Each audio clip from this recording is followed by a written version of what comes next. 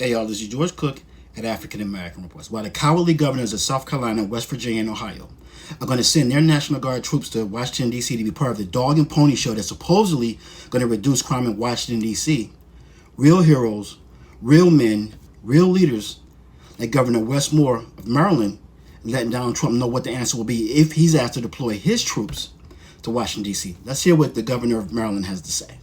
What do you make of the National Guard being deployed, not just to Washington, D.C., but potentially to other American cities like this? Yeah, I'm proud to be the 63rd governor of the state of Maryland, but I'm humbled to be the commander-in-chief of the Maryland National Guard.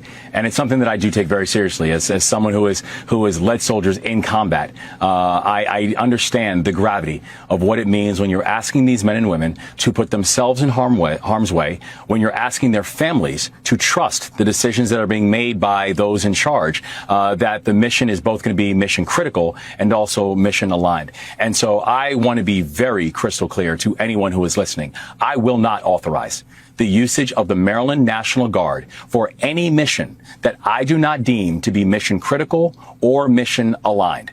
If there wants to be a real conversation about how to have public safety inside of our cities, just take a look at what we've been doing here in the state of Maryland over the past 2.5 years. Because the year before I became the governor, that Baltimore City averaged almost a homicide a day. Now, in 2.5 years, the last time the violent crime rate was this low in Baltimore City, I was not born yet.